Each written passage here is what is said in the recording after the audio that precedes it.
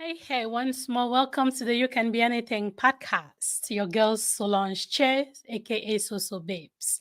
You all know what I do. I love to talk to people who are willing to share their stories with me. People are willing to share their experiences, and we talk about a variety of things, right? What does the title say again? You can be anything.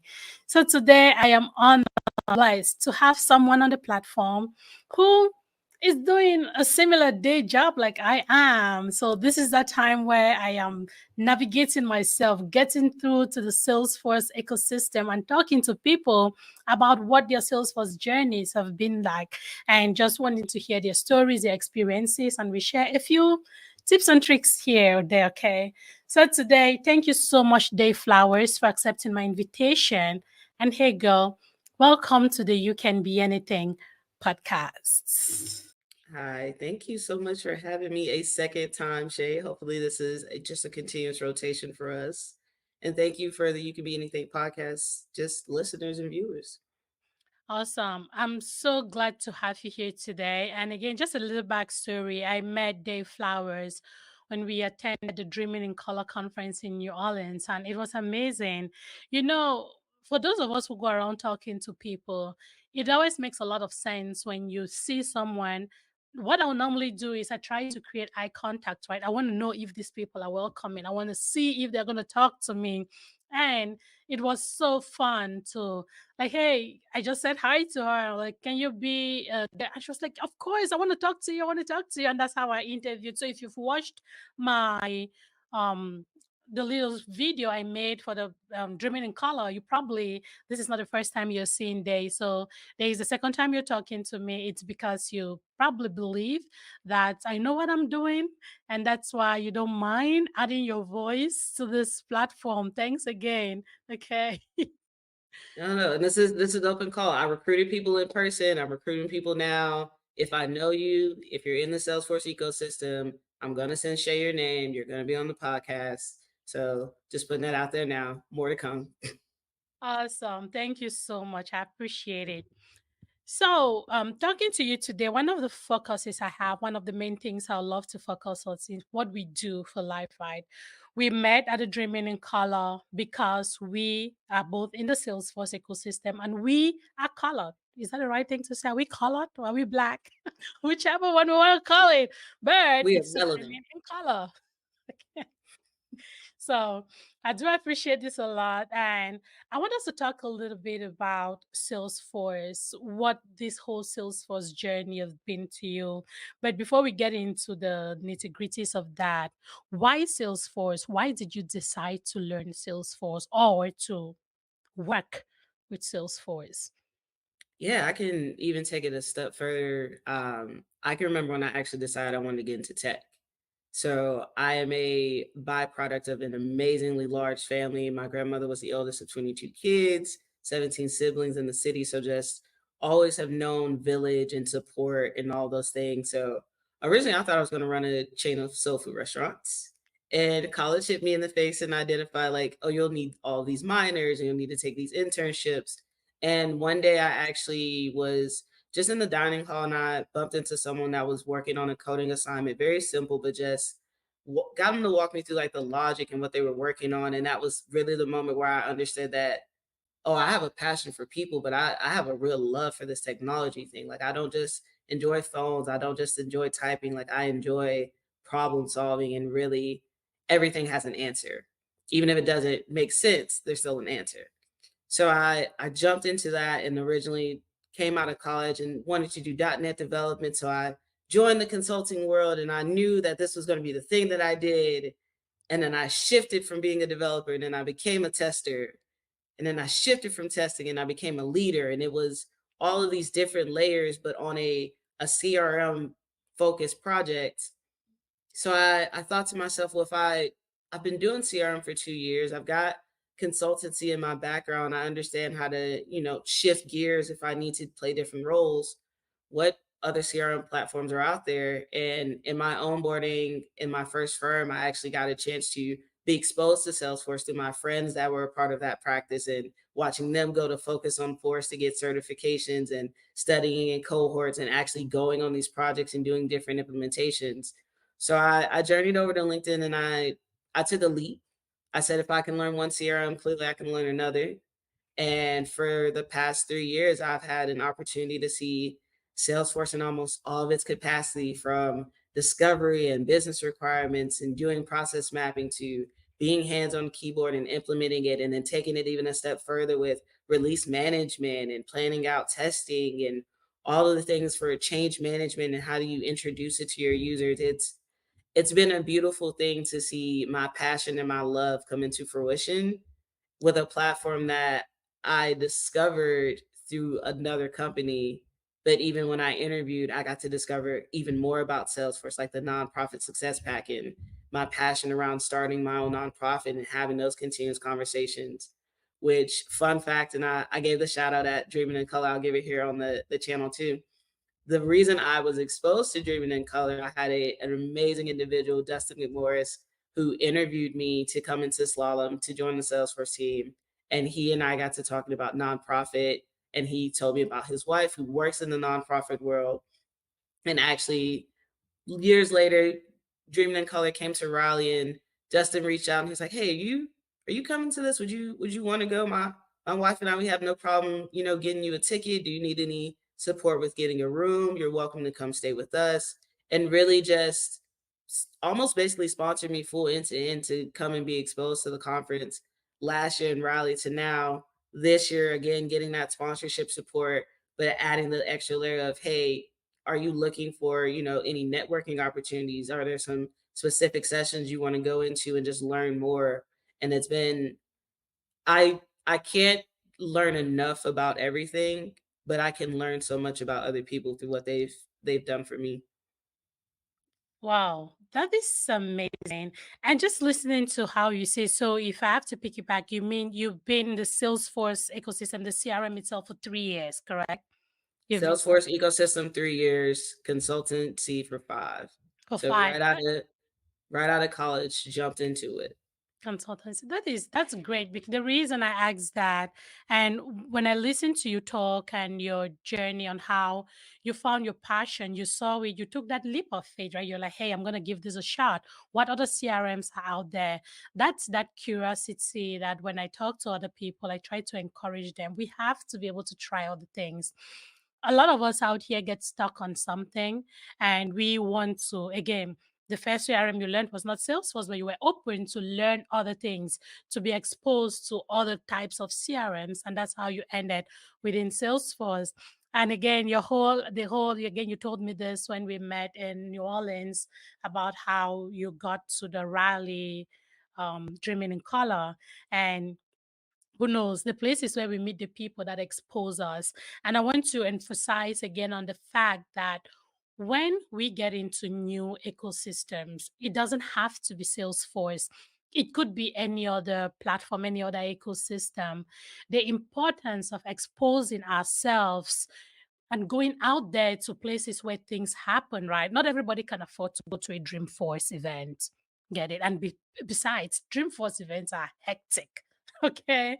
But events like the Dreaming in Color, or just a mere, just like the Salesforce meetup groups, just those things. I Yeah. believe personally, those are the things that gave me the encouragement I needed when I joined Salesforce, when I started learning Salesforce. This is about 7.5 years ago. Get it? So it's because of things like Salesforce Saturday. It's because of things like just going to the Salesforce meetup groups and talking, attending the Trailblazer Summit, just little things like that exposed me to places where I could talk to people about what they do, ask questions, and just be able to find my place within the ecosystem. I see that you did the same kind of thing. You went around, you talked to a ton of people at Dreaming in Color. I bet you created your network, and I happen to be one of them, which is amazing. And yes, just a shout out to you said did you say Jason or Justin? Dustin. Justin, yeah, a shout out to Justin for Dustin. again holding you up and bringing you along with them. You get it? I appreciate that. Now you got into Salesforce. So did you begin your Salesforce in consultancy straight up? Did you ever do admin or any of Straight those other straight up straight consultancy? yeah, it was straight into consultancy, and I wanna just double click into something before I say that. So a lot of times we toss out like the Salesforce ecosystem, and in our Salesforce world, we understand that, but I think it's helpful to explain to other people like how we view it. So I've always thought Please of it do. as it's just a galaxy of communities, because you've got like your community groups, but then you've got your conference groups, you've got your groups that are focused on certain products, you've got your groups that are focused on helping you transition in, groups that are focused on helping students come in, groups that are focused on helping Salesforce elevate. It's all just a universe of communities, and you really just get to tap into different ones based on what you need at that time or what you may need in the future. So Yes. it's really it's no limit to it. Like there's always a new community group, there's always some new conference. It it encourages you to be innovative and think outside the box and like make more of this thing and this platform. Yep, that is true. I just throw the word. So another person just sound a buzzword. They're like, what do you mean by Salesforce ecosystem? So thank you for breaking that down. It does make a lot of sense. Now, because you already had some consultancy background and you got into it with Salesforce, did you have any challenges with what the true Salesforce now for Slalom? Slalom is a big consulting firm. Did you have any challenges fitting in? And I don't have to define why I asked that question, but let me get what you say. Did you find any challenges fitting in into Salesforce consultancy? No, because I don't try to fit in. I try to branch out. So it's never I can't really put myself in a box, but also I can't categorize myself. I'm an amazing human that has the ability to see things through people, see things through processes, see things through technology, and I have a blessing to give people my vision in a way that they can consume it. So sometimes it's I get to do things like hands-on keyboard work and give demos. Other times it may be I get to make beautiful diagrams and talk through, facilitate workshops where it's we have these big business decisions we need to make, and how do we drive that using Salesforce? I'm really into learning, so not just for myself, but also starting cohorts and teaching other people and really exposing everyone to the knowledge that's out there. I can never learn everything, but I can get knowledge from everyone. So I continuously try to just almost amplify Salesforce as if I'm a brand ambassador, which Thank you are you. as soon as you touch the platform.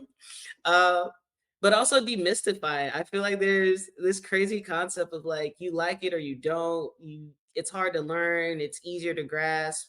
It's all about your learning style and your how you understand things. Um, Yep. and there's a Salesforce tool for everybody. So everybody's a Salesforce admin. Yes, I agree with that. And I don't think there's anybody that knows it all. It is an ecosystem. It is If huge, right? if there was a person that knew it all, Salesforce would probably go ahead and book them now to be like the new CIO going forward.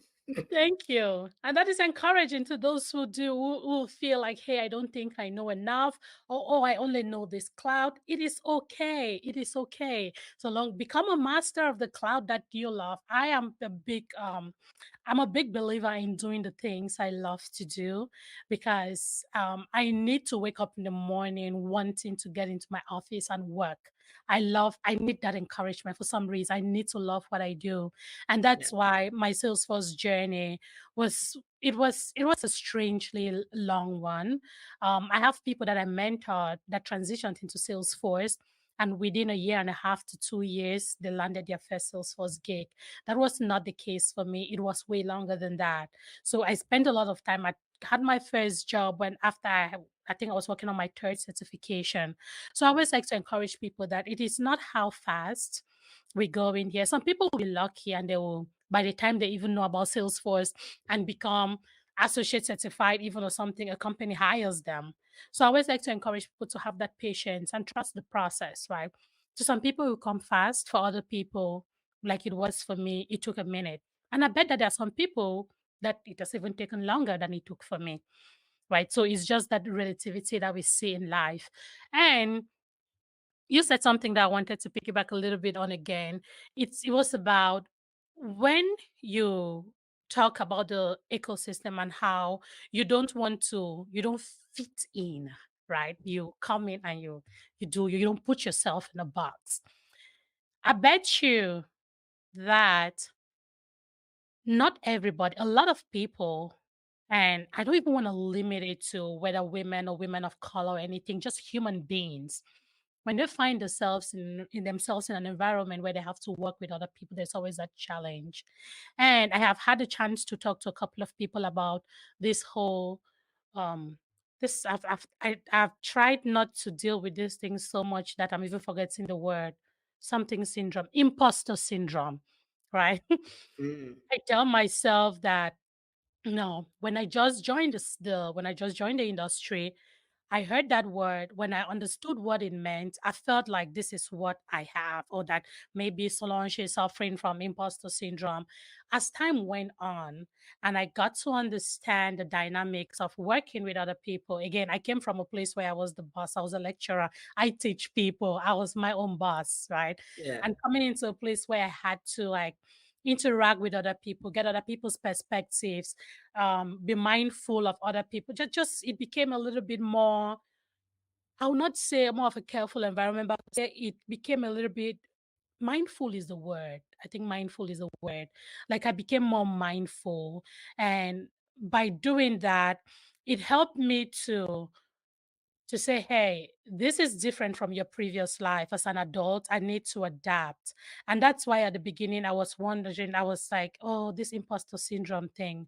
But today, I do not see imposter syndrome because I think that I have built myself. And so I have built a level of confidence that I don't think I can easily be intimidated.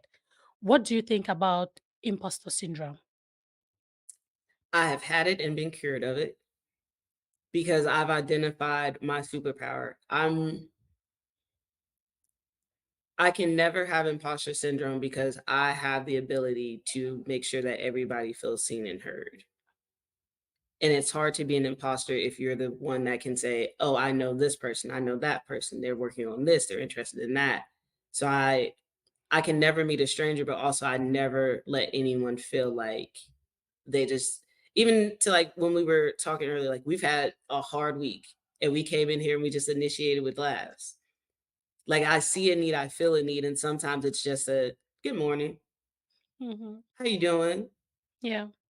Hope you have a great weekend. Just the little things. So that helps me kind of level set myself up. I'm supposed to be here because yes, there's this gr- big bank of knowledge that I don't know yet and I need to catch up on. But there is something about me that I can do that no one else can, that can help me bring value day one. So you can ask teachers, you can ask coworkers, you can probably ask friends. I introduce myself to everyone. I ask your name. I learn a little bit about you, and then I try to just sprinkle a little bit of something before I go.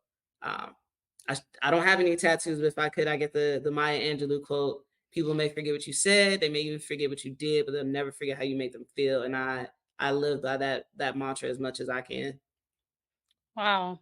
Now you just make me want to be where I have been for a while now with the whole imposter syndrome thing. So just like you, I will say I got cured, right? Because I was there and I got to realize that even if I found myself in really technical environments, like with people who are highly technical, and I'll ask myself, if I cannot do this technique, if I cannot identify these crazy APIs. I know what this code does. Yes, Solange might not be able to do it, but there is something that I can give. So there is a reason I'm there. I might not be there for the super technicality of that project, but I am there because my kind of energy is needed. So I always find what I can give.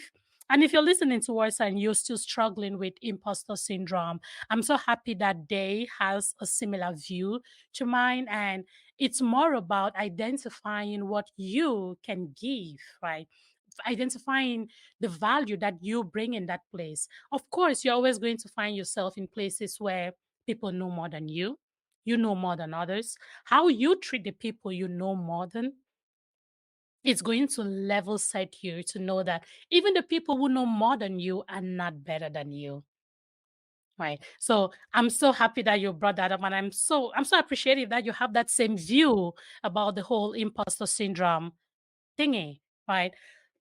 Now, let me go back to you talking about when you spoke earlier on, you talked about some of your passions and you talked about teaching.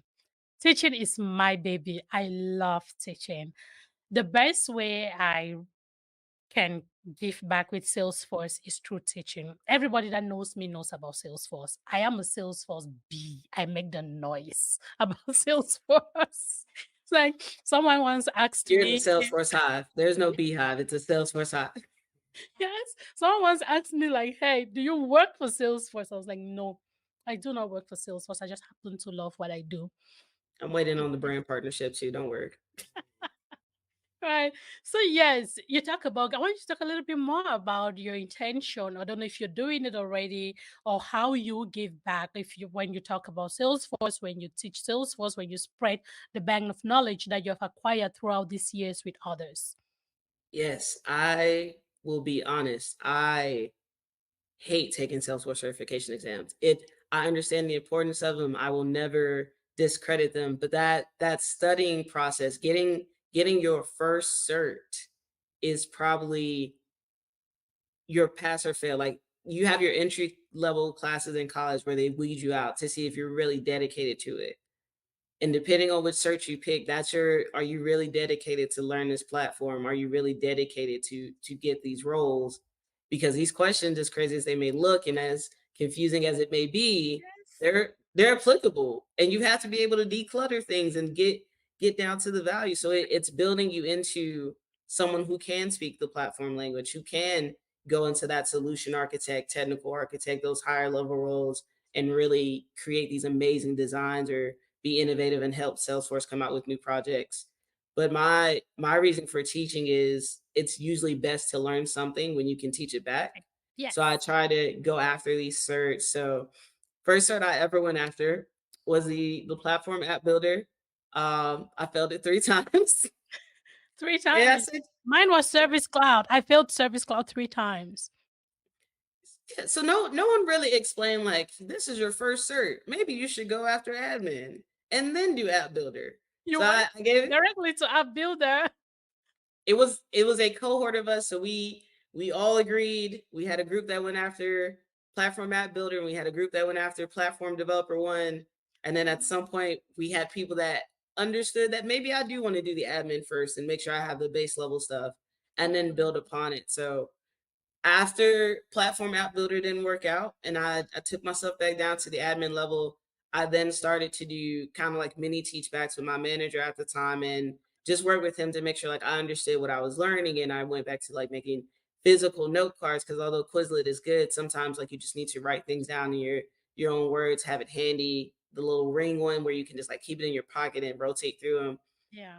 So as I built upon that, I started doing internal teaching, so helping people in our business advisory services group that were more focused on change management or strategy and operations and getting them into like, okay, here's a admin cert that they just released. Here's some of the language around it. Here's how like this looks for your role and really advocating for here's how everyone can get at least one Salesforce cert. And then this is how it helps me and you both be able to work together on future projects to now expanding that into within my admin Charlotte user group. Just big shout out to them. I have actually just completed a BA certification study I group, saw and that. I we was are gonna give you a shout out.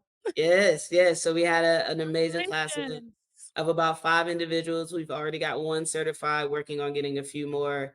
And the next group that we're working on is Service Cloud. So, I might have to tap on you, Shay, to do a little debrief Service with us Cloud here and there. stressed me out, girl. I wouldn't lie to you. We Service Cloud, I don't know why, but for some reason, Service Cloud has been one of my most difficult Salesforce certs that I took. I For just real. got that one. I Yeah. just got it, so I fully understand, which is why I'm doing the teach back It was because I hard need to for make sure me. I understand. Congratulations again. That's a good job. And when you Thank talk you. about it, one of the things that I could hear you echo in there is you started as a developer. And because you started as a developer, you had the tendency to just go into a builder. And that is what a lot of people do. Whenever I mentor, I have a couple of people that I mentor. whether you're a developer or an admin, I always try to encourage them to go admin first, at least get to understand, because I feel like admin is the base. Of course, now we have the associates, which are good, like, hey, test the waters. What does the exam look like, right? Do your do your associate and your AI, that's fine. But admin, I always look at admin to be that one that actually gets you to understand the platform, whether you want to go the developer route or consultancy or admin route. So again, with your experience, I think that that actually ties, because you want to get to understand the platform before you can even do the app builder on the platform itself. Right. So yeah, so that's good. Let me tell you a little bit about my service cloud. I took service cloud and I failed. Same. I'm different with exams. I'm not one who is scared of tests. Not scared. Not, I don't think scared is the right word. I'm not afraid to try to take tests. So I will read. Again, I came from academia, right? So I will read. I don't have a problem with reading. And the difference with it between the academia, the field I came from, being a researcher, is that I did a lot of reading, not too much of hands-on. Now I have the opportunity within the Salesforce ecosystem when I do Trailhead to actually read and have the opportunity to do hands on. So I feel like it sticks better. So that's why, to me, taking certs has not been the most difficult part of Salesforce. And that's why I think I've backed quite a few. I've backed quite a few of them. Yeah, it's honestly harder to do some of these super badges than it is the exam sometimes.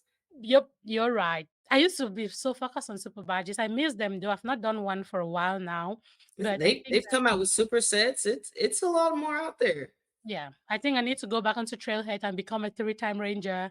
I think I'm so swallowed up with work that I don't get the time to do as much as I want to do on Trailhead, because man, Trailhead was my baby. I learned on that platform, and I always give Salesforce the credit. I always appreciate Trailhead because it gave someone like me, when I learned Salesforce, the opportunity to learn without having to pay for classes, and to just go at my own pace, do my day job, come back, spend the night on Trailhead, wake up. And that is how I learned for 2 years almost the same thing. I just slept on Trailhead. And the fact that I didn't have to pay for it, I always encourage other people to make use of it. I don't say that the classes are not worth it, but if you're someone that can learn by yourself, you can pace yourself and be disciplined to make sure to study, I think Trailhead does a good job. Right. So if you fail the Service Cloud exams, do not cry too hard, because I bet that many of us out here have failed it. There are many exams that have been failed on the first attempt, and Yeah. sometimes that's your way of seeing what's on the exam. Thank you. It's an opportunity for you to see what's on there. It, So if you go back, you these can know attempts are what real, how to prep. I agree. sir. Yeah, that's good stuff. Again, I love that, giving back and like working with other people to train other people and encourage them to go in and take those tests, right? I believe that it's a good way not only for you to learn, but also to put yourself in the market. Like again, shirts don't do the work. People do the work. There is something I read on LinkedIn, and tell me your thought about that. I cannot remember who said it, so I'm quoting that companies should learn to hire attitude more than they hire skills, because you can teach you can teach anybody anything. Is that what they said? You can teach anybody anything, but it'll be more difficult for you to change how somebody behaves. I think it was something like that, giving credit to the soft skills over the most technical skills. What do you think about that whole talk? No, I think it's accurate, and I think it showcases why there's a reason most times you have 2 behavioral interviews and then 1 technical. Like, you really will see organizations focus on, as an individual, not a technical expert, not a contributor to a project team. Who are you and what can you bring to our culture as a business, as a market, as a project team? Mhm. Because there will be times maybe you don't like your coworkers. That always will happen in your career, but do you respect the work that they do? Yeah, Do you respect how they contribute to you as an individual in your career? And are you able to contribute to their career in some way, shape, or form? yeah.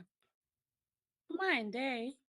You're amazing at what you do. Just the way you respond to my questions, it's like someone would think that we had a conversation. Guys, this is a freestyle conversation. She had no Somebody's gonna clue. think I'm older than what I am. So I will put this out there. I am only 28, but Yes. I am I enjoy learning from all age ranges. So I speak as if I'm older and like have a lot of wisdom.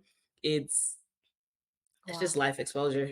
It's fun. It's fun listening to you, and probably that's probably one of the reasons why we're here today. Because when I talk to you, I don't necessarily feel like I'm talking to a 28-year-old because of how you sound, the confidence, the way you speak. Even when we talk about the subject matters, when we had our little chat in New Orleans, you sounded so like, hey, in control. When I was 28, I never sounded anything like you. Trust me, I did not. Okay. And hey, if you're watching this and you're not listening on the podcast, Day and I have our we have our Maybe Astros. our Astros. Astros is there for us. Okay. Astros stays close You've been by. doing so well, Astro. Thank you. Right? Very Astros. Yes, and this is just amazing.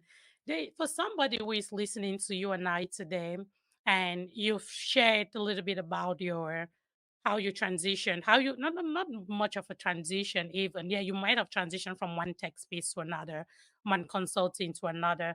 But if someone that is listening to us today and you want to talk to them about what it feels like to learn Salesforce and be successful and love what they do within the Salesforce ecosystem, what will you tell them?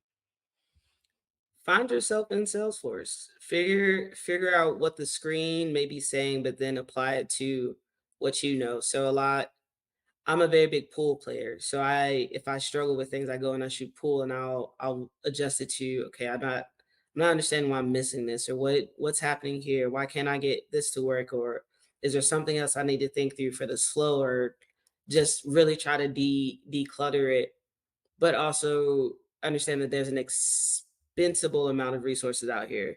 So there's communities where you can ask questions. There's conferences where you can ask questions. In some cases, there's Salesforce channels dedicated just for these type of things. So being able to ask your questions and not feel concerned about it. There is no dumb question in Salesforce. And in some cases, your question might trigger Salesforce to think, you know what, this we didn't think about that. That never came down our funnel. We haven't really articulated that that's something we want to put out on the platform and make available for users. So see yourself as the person that could change everything. There's always something that you can bring to the table, but more importantly, there's something that you can receive from this platform, whether it's a job, whether it's knowledge, whether it's a whole new career path. You know, it's more than just a certification once you join in this. Wow, that's amazing. And because you have said that, I'm going to ask you that question. What's your favorite Salesforce cloud? Alrighty, so I am very biased to financial services cloud. It's been my bread and butter this whole time for most of my implementations, but I would be remiss to not put service cloud in there because I've done some knowledge management work and Mm-hmm. I dedicated a lot of time to that. So they're neck and neck right now on the love pattern. Oh, that's interesting. Mine is field service. I'm still a field service baby. It challenges Mm. me. Maybe that's why I don't even know if you put me in financial services cloud. I don't know what I'll be doing in there. Because something in my head tells me that it has to do with numbers and money and stuff that I love to spend but not calculate. So, Yeah, so I've used it through insurance with home loans. I've seen it in banking. So it's really, what do you need it for? let's Most, go. I want to yeah. spend that money. I don't want to manage it. Just Okay. just take a peek at it in partner learning camp. You'll never know what you'll see in there. Right. But yeah, so my Salesforce baby cloud, my Salesforce baby still remains field service. I still love field service. Maybe someday I'll get to know what your financial cloud is, but for now, service cloud is okay, but field service is my baby. All right. Thank you so much, Day. And there is again, this one has nothing to do with Salesforce. It's just something that I do for the You Can Be Anything podcast because I have listeners who are within the Salesforce ecosystem, and I have listeners who are in other walks of life. And one of the things I do on the show is I give my guests the opportunity to talk to the world. I always imagine that, hey, Solange is this woman that owns the mic that anybody can afford to talk to anyone in the world. And today I want to hand over that my imaginary mic to you and have you talk to someone in the world. Let it come from any part of you. Just something that can inspire someone out there that is listening to you and I. Mm, okay. So when you said on the spot, that's definitely on the spot. Let me. Yes, I love it when I do this.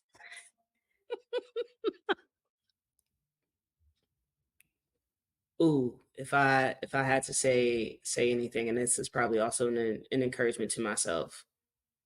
Mhm. Sometimes all you need to hear is "I'm proud of you." A good job is great. I appreciate what you did is always good, but sometimes just give another person or ask for that "I'm proud of you." Because it means more because you know your journey, you know the battles, you understand the path to get to even making something happen, whether it's overnight, whether it's 4 or 5 years down the road. But ask for the things that you deserve. And you deserve to hear someone say, "I'm proud of you." And you have the responsibility to tell somebody else that you're proud of them. Whew, that's amazing. Thank you, Day. I want to have another chat with you sometime when something. Listen, my birthday is in February, so we can come back. I'll spread love. Yes, I might have some new certs around then. yeah, maybe you would have gotten a new cert. What are you studying for now? What cert are you working on if you were to take another step of Data your cloud journey? consultant. Already Oh got my it God, that scheduled. puts I'm you and attacking I it in at the the same. end of the month. We're gonna get this. Yes, I've that got puts my you and I in the org. same place. That's the same. Again, end of the month is too close for me, but Well, but so that's I started a little bit of it because I attended the session during the uh, Dreaming in Color conference. So I got some oh, initial exposure, and now I'm just deep diving right into it. Actually, I have a demo org, so I'm doing some more hands-on keyboard configuration, trying to intentionally break things. okay. Learn learn as Dang. I go. Okay, that's the next cert that I intend to look into when I can create the time. And because you've already, what do you think of data cloud? I promise this is my last question. What do you think of data cloud? I'm so biased because I like it, but it's also because I don't have a reason not to. I haven't seen anything that's negative about it. Why wouldn't you want this central place available to you? And it's available to talk to the AWSs and the Azures and all the big others of the world. Yep. It's nothing but benefits. Yep. I guess that's why I want to learn it too. I want to know what it can do. I want to understand better what it can do and what companies can do with it and what again. Mm. So yep, Now, we're in the same I'm page. going to end this with a challenge for you, Shay, because I keep hearing you say like you're going to try to find time for your cert. There is Trailhead Go, the mobile app. So as you're taking a walk with the dog or you're doing things like you can do 30 minutes and just scroll and learn. You Guess might get to the what? Okay. gym. I'm gonna tell you I've taken your challenge already because it is with Data Cloud that I realized that Salesforce has added the audio. On Yeah, my yeah, I did not know that. That should tell you that how far gone I've not been on my trailhead. I noticed that when I opened the Data Cloud module and I saw that I could listen to it. So I there's a just lot. started doing that. I love it. I love it. It's a trailhead podcast. I love it. Yep. Thank you for that tip. I'm gonna keep doing it. All right, we need to make a count after this of all the plugs we've given. So we've done mobile apps, we've done certs, Yes. we've done products, Yep. Salesforce. We're here to amplify the brand. Call on us. Yep. It's all Salesforce. Manifesting it now. We're going to be on the site. Right? And look at you. You have your Trailhead DX, you have your Trailhead DX shirt on, and I have my Trailblazer. This is just a sign that we love what we do. It's just a sign that we love what we do. And if Salesforce doesn't It's see in it, the DNA now. they don't even know what they are looking for. You get it? It's gonna be reposted. Salesforce is gonna comment under it. Like everyone that's listening and viewing, you heard it here. When it happens, tag me, say, Day, you were right. Yes. Yes, yes, Day. Yes, I agree. We're going to do that. This has been amazing. Thank you so much for saying yes. And I look forward to talking to you again on the podcast. Listen, I'll be more than glad to come back anytime, and I will be tapping on you for some of these Service Cloud teach back sessions. So look out for Okay. invites from me too. Okay. I'm there. I'm right here for you. Thanks again, girl. Thank you. You got to learn because